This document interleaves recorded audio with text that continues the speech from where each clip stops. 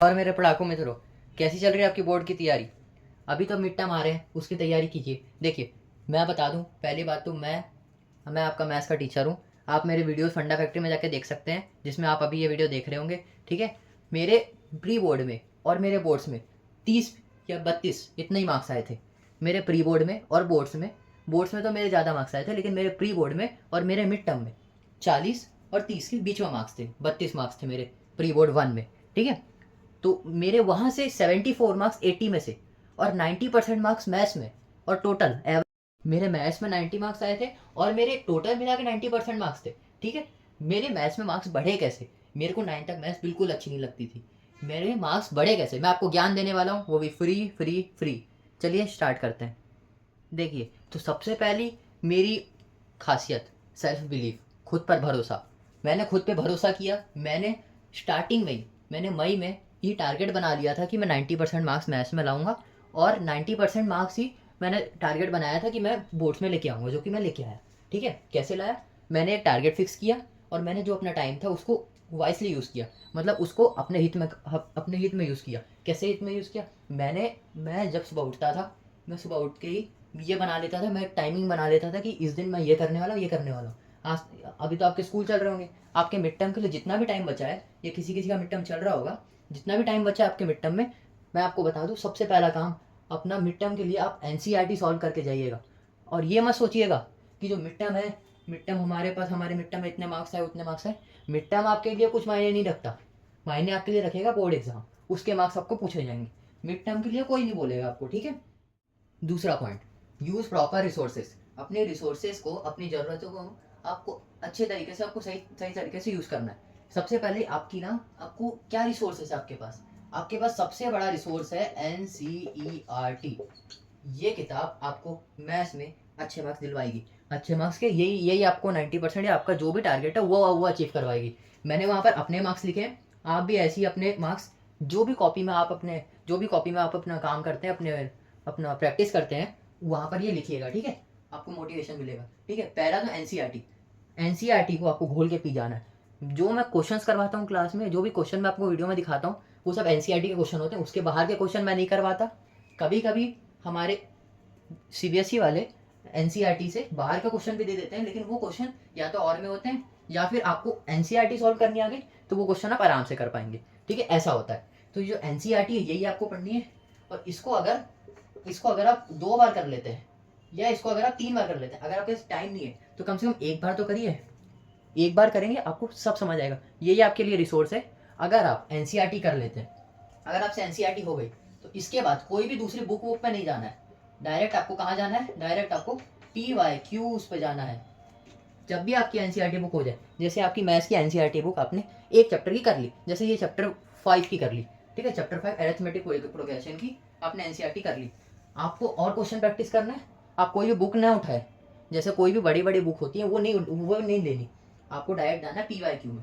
आप PYQs में जाएंगे, क्योंकि अगर आप कोई भी बुक लेंगे, तो हो सकती है कि वो बुक में क्वेश्चन हार्ड हो, तो आपको कॉन्फिडेंस डाउन हो जाए। या फिर हो सकता है कि वो बुक में क्वेश्चन ईजी हो, आपको कॉन्फिडेंस बढ़ जाए, आपको लगे मुझे सब आता है। ऐसा नहीं होना चाहिए। तो PYQs में जाना है। PYQ आपको कहाँ के करने? ज़्यादा से ज़्यादा 2010 से लेकर 2023 के, 2010 से 2023 के करने। उसके आगे का सिलेबस डिलीट हो चुका है। बहुत सारा सिलेबस उसके आगे का डिलीट हो चुका है। ठीक है, तो यहीं के क्वेश्चन आप करिएगा, यहाँ की प्रैक्टिस करिएगा। ठीक है, हमारा थर्ड पार्ट मिड टर्म मोम आया है। कैसे? मिड टर्म हमारे स्कूल के द्वारा डिसाइड किया जाता है। हमारा मिड टर्म डिसाइड किया जाता है स्कूल के द्वारा। आपका स्कूल पेपर इजी भी बना सकता है, आपका पेपर स्कूल में पेपर इजी भी बना सकता है, और हार्ड भी बना सकता है। आपका स्कूल में कैसा पेपर बनता है, वो हम लोग स्कूल का पेपर देख के बता सकते हैं। लेकिन ज़्यादातर स्कूलों में पेपर हार्ड ही बनेगा। हार्ड ही बनता है मिड टर्म का पेपर। ठीक है, इसके क्वेश्चन लेवल कैसे होते हैं? हार्ड। इसके क्वेश्चन लेवल हार्ड होते हैं, लेकिन हार्ड होते हैं, फिर उसका चेकिंग, इसकी चेकिंग भी बहुत हाई होती है। मतलब इसकी चेकिंग में जैसे आपको कहीं तो स्टेप के मार्किंग मिल सकते हैं, आपको वो मार्क्स नहीं देंगे। ऐसा होता है मिड टर्म में। मिड टर्म होम आया है इसलिए। ठीक है, मिड टर्म के मार्क्स नहीं देखने हमें, प्री बोर्ड के और बोर्ड्स के मार्क्स देखना है। ठीक है, प्री बोर्ड में आपके मार्क्स जैसे भी आए हो, आप मेहनत करके उनको इंक्रीज कर सकते हैं। ठीक है, जैसे मैंने किया था। देखिए, अगला पार्ट हमारे पास practice more. Practice makes man perfect. Practice make man perfect.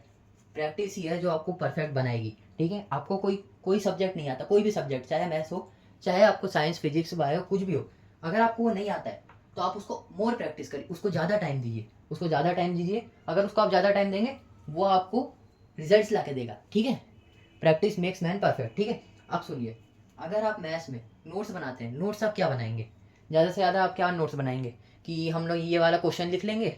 लेकिन मैं आपको बोलता हूँ कि मैं आपके लिए इसी चैनल पे मैं आपके लिए नेक्स्ट वीक से रैपिड रिवीजन लाने वाला हूँ, ठीक है। रैपिड रिवीजन जो वीडियो है वो 5 या 10 मिनट में आपको मैं पूरा चैप्टर रिवाइज करवा दूंगा। वो चैप्टर में आपको मैं क्वेश्चंस दूंगा, नीचे वही एनसीईआरटी के क्वेश्चन होंगे, बाहर के नहीं, एनसीईआरटी के होंगे, ठीक है। एनसीईआरटी के क्वेश्चंस होंगे, वो क्वेश्चंस आप प्रैक्टिस करना। और उसमें आखिरी में 1 पेज समरी, हमारा 1 पेज समरी हम देंगे आपको।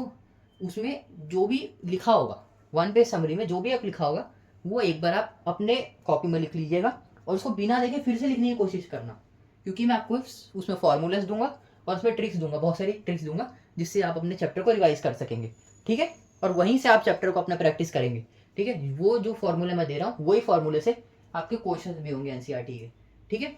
और सुनिए, सबसे बड़ी बात, हमारा पेपर प्रेजेंटेशन, उसके बारे में अगली बार बात करते हैं, ठीक। पेपर प्रेजेंटेशन पे आपको बहुत सारे लोग दुनिया जहान के वीडियो बनाएंगे, बहुत सारे लोग पेपर प्रेजेंटेशन सिखाएंगे आपको, ठीक है। पेपर प्रेजेंटेशन करना क्या है, जैसे आपको एक क्वेश्चन दिया हुआ है, जैसे ये पॉलिनोमियल का क्वेश्चन है, आपको पता है फॉर्मूले को आप पहले बॉक्स में डालें, फॉर्मूले को बॉक्स में डालना, यही चीज़ आप फिजिक्स में भी यूज़ करना, ठीक है। फिजिक्स में भी यूज़ करना ये सेम चीज़, फॉर्मूले बॉक्स में डालेंगे। आपको ये इक्वेशन दी हुई है, ये इक्वेशन दी हुई है, आपने ए बी और सी लिखा, आपके पास ये आंसर आया, उसको डब्बे में मार्क करो। उसको डब्बे में डालने से आपको एग्जामिनेटर को ये चेक करने में ज़्यादा आसानी होगी। वो क्या चेक करेगा, आपने क्वेश्चन लिखा है, हाँ लिखा है, क्वेश्चन मतलब सॉल्यूशन में ऊपर जो आपको यूज़ होगा, ठीक है। फिर आपने फॉर्मूला लिखा है, सही लिखा है, हाँ ठीक है, ये सही लिखा है, आपको वो मार्क्स दे देगा, ठीक है। ऐसे वो लोग मार्क्स देते हैं।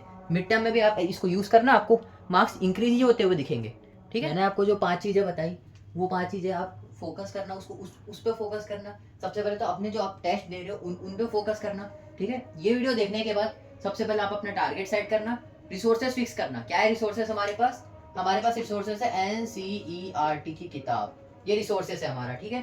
अपने टेस्ट पेपर एनालाइज करना और मोटिवेटेड रहना, ठीक है। मोटिवेटेड रहना, अगर आपके मिड टर्म में मार्क्स नहीं आते, कम आते हैं, ठीक है, या आपके एक्सपेक्टेड मार्क्स नहीं आते, कोई दिक्कत नहीं, मिड टर्म हार्ड ही होता है, मिड टर्म वो माया है, ठीक है। फिर देखना जो आपका मार्क्स रहेगा, आपको जो अचीव करना है आप कर सकते हैं, ठीक है। और यहीं पे मैं अपने टिप्स को समाप्त करता हूँ, ठीक है। आप ऐसी और भी हमारे चैनल पे ही आप ना ऐसी और भी सब्जेक्ट की देख सकते हो आप टिप्स, और भी सब्जेक्ट की टिप्स वीडियो देख सकते हो, ठीक है। फिजिक्स और मैथ्स में सबसे पहला बढ़िया काम तो आंसर आने का डब्बा बना देना, ठीक है। आंसर आने का डब्बा बनाना, फॉर्मूले को साइड में लिखना, ठीक है। ये आपकी प्रेजेंटेशन टिप्स है, ठीक है। इससे ज़्यादा आप कुछ मत करना, ठीक है। ऐसे ही हमारे साथ बने रहना। साल के आखिरी में हमें हमारे काम पे हमारे काम पे फीडबैक देना, ठीक है। हमारे साथ बने रहना साल के एंड तक, ठीक है। ऐसे ही मोटिवेटेड रहना, ऐसे खेलते रहना, हंसते रहना, पढ़ते रहना। धन्यवाद, जय हिंद।